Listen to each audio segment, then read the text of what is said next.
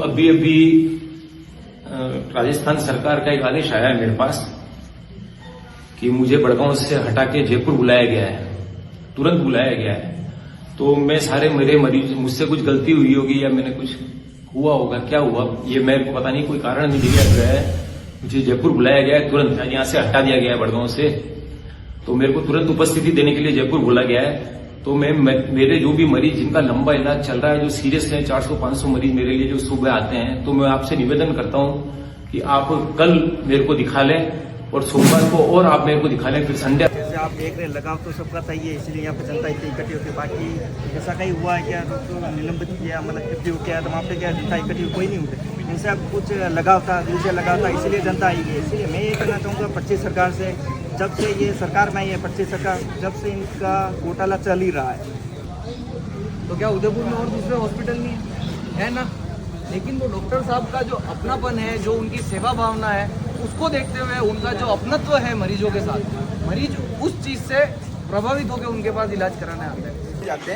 में जब से ये बीजेपी की सरकार बनने के बाद से, जब से जिलाध्यक्ष चेंज हुए हैं, वो सिर्फ और सिर्फ लोगों के हित का भला नहीं कर रहे हैं, सिर्फ राजनीतिक द्वेषतापूर्ण कार्रवाई बीजेपी कर रही है, जिसमें पहले भी कई मामलों में राजनीतिक द्वेषतापूर्ण कार्रवाई करी जा रही है। अच्छे लोगों पे राजनीतिक द्वेषतापूर्ण कार्रवाई कर रहे हैं। डॉक्टर शर्मा साहब कोई किसी पॉलिटिकल पार्टी से नहीं है। एक डॉक्टर के लिए जनता उतरी मैदान में।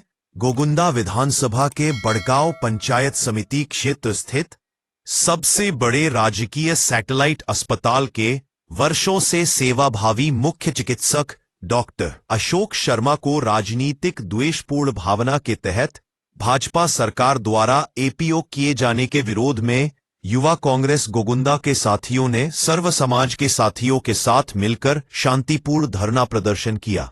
धरना स्थल पर उपस्थित कार्यकर्ताओं और स्थानीय नागरिकों ने कहा कि डॉक्टर अशोक शर्मा ने लंबे समय से क्षेत्र के गरीब, जरूरतमंद और वंचित वर्ग के लोगों को निस्वार्थ सेवाएं दी हैं। ऐसे जनसेवी चिकित्सक को झूठी शिकायतों के आधार पर हटाना न केवल अन्यायपूर्ण है, बल्कि यह आम जन की स्वास्थ्य सेवाओं पर भी कुठार आघात है। इस अवसर पर विधानसभा अध्यक्ष शक्ति सिंह झाला ने कहा कि गरीबों और जरूरतमंदों की सेवा करने वाले डॉक्टर के साथ हुआ अन्याय किसी भी कीमत पर स्वीकार नहीं किया जाएगा। युवा कांग्रेस जनसेवा और इंसानियत के पक्ष में मजबूती से खड़ी है और इनका कहना है विकी न्याय मिलने तक संघर्ष जारी रहेगा। धरना प्रदर्शन के दौरान जिला महासचिव दिनेश जोशी, मावली विधानसभा कार्यकारी अध्यक्ष योगेश पुष्करणा, विधानसभा संगठन महामंत्री दुष्यंत शर्मा सहित युवा कांग्रेस के अनेक पदाधिकारी, कार्यकर्ता एवं स्थानीय नागरिक उपस्थित रहे। सभी ने एक स्वर में राजनीतिक द्वेष की इस कार्रवाई की निंदा करते हुए डॉक्टर अशोक शर्मा की तत्काल बहाली की मांग की।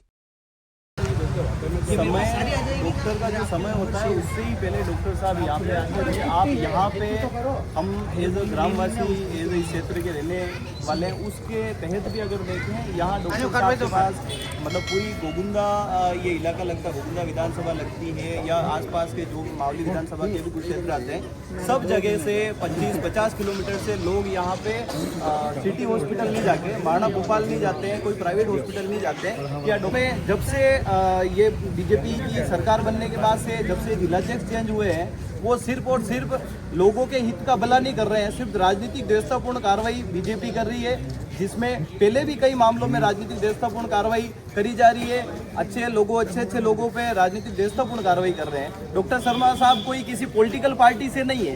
वो ये आरोप लगा रहे थे कि पहले उन्होंने किसी किसान आंदोलन में वो गए थे, किसान आंदोलन में वो गए थे, तो भैया वो त्याग पत्र देके गए थे डॉक्टर भाई, उनके जो गवर्नमेंट अगर वो चला रहे हैं तो वो एम्प्लॉय है, तो वो त्याग पत्र देके गए थे।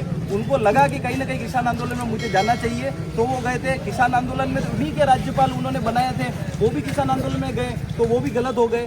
तो भाजपा की ये मतलब एक तरीके से इंसानियत पे अपन कहते हैं कि शर्मसार करने वाला फैसला है।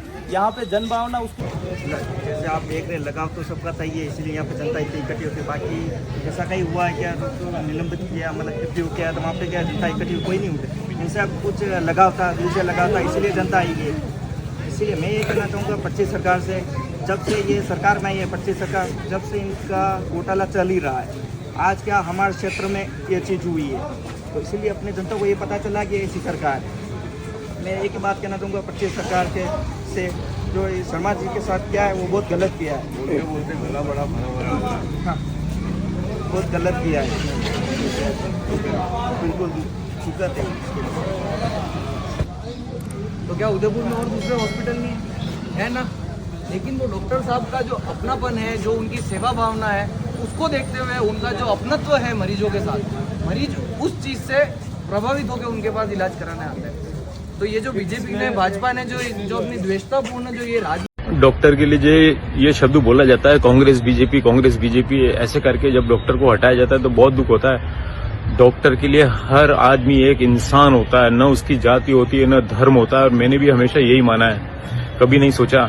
इवन कोरोना के टाइम पे मैं जब काम करता था, कोविड पेशेंट की मेरे को सूचना मिलती थी, जब सब डॉक्टर छुपे हुए थे, उस समय मैं दूसरे एरिया, मेरे को पता भी नहीं था मैं किस एरिया में जाता हूँ, तो कई दुकानदार जो कोविड के नियमों का पालन नहीं कर रहे थे, मैं उनको रोकता था। कई जने मुझसे पूछते थे कि डॉक्टर साहब ये आपका एरिया नहीं है, तब मैं उनको बोलता था पाकिस्तान बॉर्डर तक मेरा एरिया है, पूरा देश मेरा एरिया है।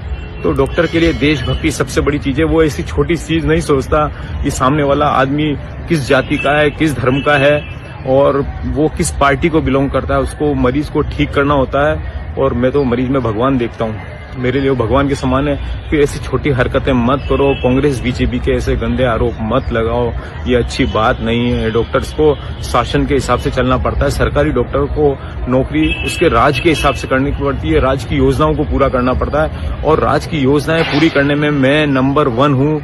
इस सरकार में मेरी जो रिकॉर्ड है राज्य के सारे प्रोग्राम की योजनाओं के, वो नंबर 1 है, जिले में मेरा नंबर 1 है।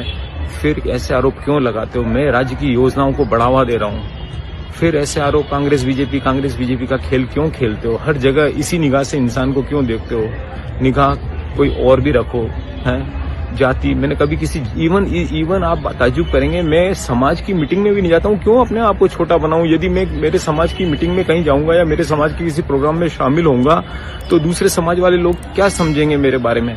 ये सोच के मैं दूसरे समाजों के साथ एक जैसा व्यवहार करने की वजह से अपने समाज में मीटिंग में कहीं आज तक नहीं गया हूँ, कहीं किसी समाज की किताब तक में मेरा नाम नहीं है। तो मैं पार्टी की बात क्या करूंगा? ऐसे गंदे आरोप मत लगाओ। नौकरी छोड़ देंगे पर गंदे आरोप मत लगाओ प्लीज।